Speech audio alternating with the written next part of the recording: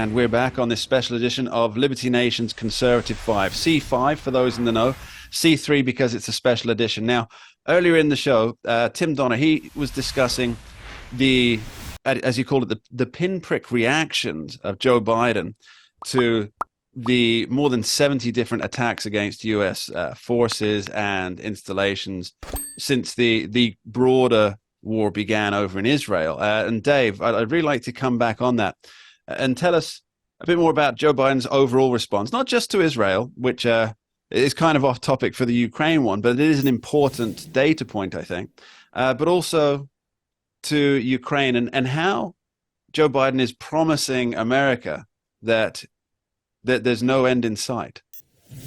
I think that to your point, there are two things I think you need to understand. That what the Biden administration, and that's to a person, Jake Sullivan, the national security advisor, pick your favorite, Anthony Blinken, the secretary of state. It doesn't matter. They're all in lockstep with this notion that you can get your end state by incrementally. In other words, look at what they did in Afghanistan. That was an incrementally botched operation. Again, Ukraine asks for weapons to defeat Putin's soldiers when they're just coming across the line. And what does Biden do? He doesn't give them the list of things from the get-go. He parses it out. And not only that, but you'll recall when President Zelensky wanted used MiG-29s, Poland said they would give them to him, and the United States said no, until they said yes. And the same thing with Abrams tanks, Patriot missile systems, HIMARS, the multiple launch rockets. It is the same approach constantly, and it doesn't work. These people are insane. And as we know, doing the same thing over and over and getting the same results is insanity. And they demonstrate it over and over and over. And it's like, oh, look what we've done new. No, it's the same stuff that didn't work. If you think back to Biden's disastrous withdrawal, which I actually call it surrender, in Afghanistan. Well, sorry, Tim, if I may, it took 4 presidents, trillions of dollars to hand power from the Taliban to the Taliban. That's true. And I'm sure the American people believe it's a worthwhile investment, Mark. But my point is that Afghanistan was a wildly unpopular war by the time that Biden ended it. And so the initiative to withdraw from Afghanistan should have been immensely popular. There's any number of ways we could have withdrawn from Afghanistan where Joe Biden could have taken a victory lap for removing us from a 20-year-long war, which had become something the American people were no longer interested in, engaged in, or even knew much about. But instead, he picked the one way to withdraw from Afghanistan that would just blow up, make him and the country look foolish, unprepared, and essentially make Biden look like he was in way over his head as commander-in-chief, and a reminder that, the first 2 times he ran for president, he had to withdraw. The first time because of plagiarism, and the second time he didn't even reach 1% in Iowa. So the voters had weighed in on Joe Biden long before 2020. It's just that in 2020, he presented himself not as Joe Biden, but as not Donald Trump. And he managed to somehow land in the Oval Office. But I just think, just like with Jimmy Carter in the decline of his presidency, that the American people sniff, they smell weakness in this president. And there's really nothing he can do about it except to pull out of the race. And he's been He's given no indication that he plans to do so because he still believes he's the only one that can beat Donald Trump.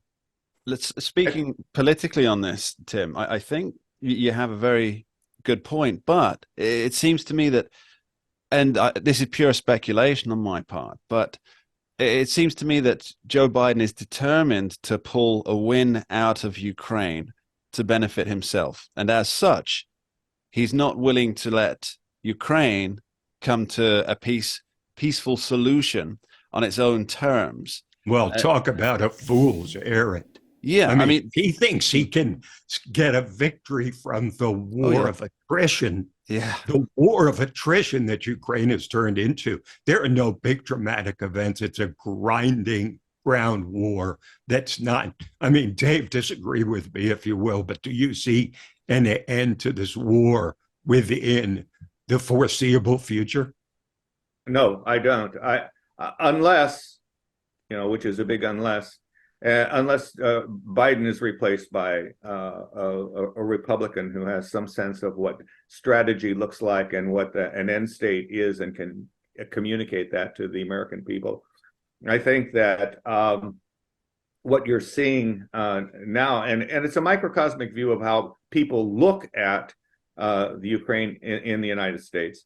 And this one, there are lots of examples, but the first one that comes to mind is if you were intent on making sure that every dollar of the American taxpayer's dollar was spent wisely, don't you think that you would be in favor of a special inspector general like we had in Afghanistan and Iraq to monitor and audit what's going on? And the Biden administration has rejected that and been against it consistently. They say that, USAID, the State Department aid distributor, the Department of Defense and State Department, they have inspector generals that are doing the job wonderfully. The fact is that I'm told by colleagues in Ukraine, they aren't even in residence in the embassy. They're over in Poland and come, every now and then show up, they're kind of doing their business remotely. And then they turn around and say, oh yes, all of the materials that we have looked at are being used for the purpose that we sent them. Well, that's hogwash. You need to have somebody on the ground in the embassy and out watching where things go. Mm. And that's what we did in Afghanistan and what we did in Iraq. And, people may not have liked it because, the gag was up, but that's how at least we managed to ensure the taxpayer dollars were spent wisely. Let's come back to both of you actually on this next question. You say about if there were somebody in the White House who understood strategy. Now, we have the election coming up, but of course, before that, we've got the primaries as well, the Republican primaries and the Democrat primary that's not even happening by the looks of it. But you have somebody like, for example, Nikki Haley, who, to my mind, Tim and I joked about this a little while ago. The 2007 called, they want their politics back. The Republican Party wants its politics back, Nikki Haley. But it seems that she's very much in favor of a full-bore approach to dealing with Ukraine and, dealing with Russia on behalf of Ukraine, dealing with Hamas on behalf of Israel. Now, do you see that as an escalation that is dangerous for getting American troops involved? Because I think what everybody who's not involved in the actual decision-making process wants is to avoid Americans losing their lives to these wars. Well, look, the context of the war has changed substantially ever since October 7th. Now Ukraine has just become the other war. There's that war too, because our attention is focused on the Middle East and trying to stop it from blowing up and establishing Palestine from the river to the sea. And I don't think in his heart of hearts, Benjamin Netanyahu has a whole lot of confidence in Joe Biden, because again, it's Another product, I think, Mark and Dave, of the left's one-step thinking, where Joe Biden says this Afghanistan war essentially is a pimple on my butt, and I need to just remove it, and it'll go away, and it'll all heal over time. As if the one-step thinking, which is Afghanistan's a problem, well, just pull everybody out. No plan, essentially no plan for pulling out of a 20-year engagement for which thousands of people died, thousands more were injured. And there was also the sense that he had, by doing the withdrawal that way, he had demeaned the sacrifice of so many Americans who had fought in Afghanistan. He had essentially devalued what they had tried to do in Afghanistan. But the point is about Ukraine, as it carried over this same commander-in-chief, he has not even come close to making the case to the American people that Ukraine is essential to American security, national security. He's not made the case that Ukraine really should be supported by the tax dollars of a country that's in crisis itself, that needs all the help it can get on the domestic front. He has failed to make the case domestically at any level. You can see it in the poll numbers. People have disapproved of his handling of every element of foreign policy and war. He's underwater. He's below 40%. So the American people have already weighed in on it, and we'll see if they vote with their feet accordingly in November of 2024. Dave, what do you make of it? Yeah, expanding on that point, Tim, I think that because it's a very interesting dynamic when you look at how public opinion ebbs and flows, and that is that if a strong leader comes out and says, this is what we're going to do and why, the American people are more than likely going to say, okay, I may not like this, but I do understand it. And, you are the president. And so, we can get behind this.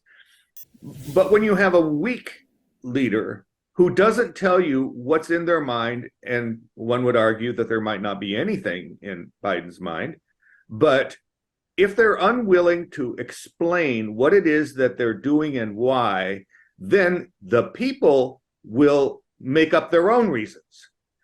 And particularly with Ukraine, they've done that already. They've made up their reason. And the reason is, why should we be in Ukraine when we've got this horde of illegals coming across our southern border, and we're propping up Ukraine's border and not our own?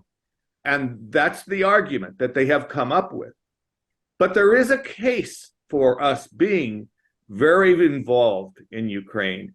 And Putin makes this case over and over and over. He says, first Ukraine, then the Baltics, and I'm going to get the Soviet Union back.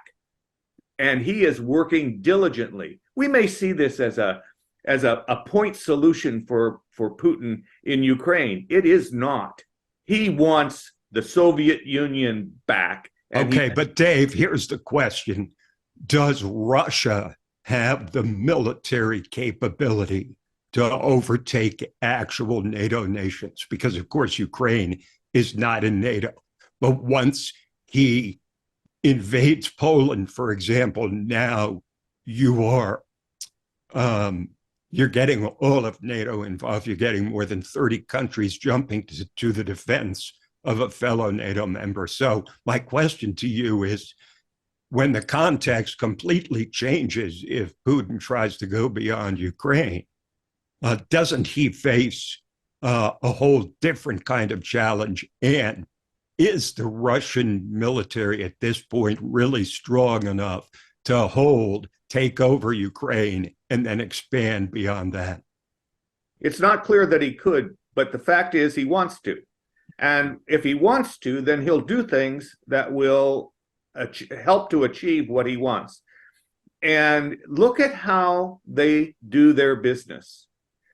First of all, you start by destroying the institutions. You do that by cyber attacks. You do that by causing dissension and turbulence, and you slowly but surely destroy people's faith in their institutions. That's what they did in Georgia. That's what they attempted to do in Estonia, and that's what they did successfully, I would argue, in Ukraine, in the eastern portion of Ukraine. And then they start their march, and they'll break you from within.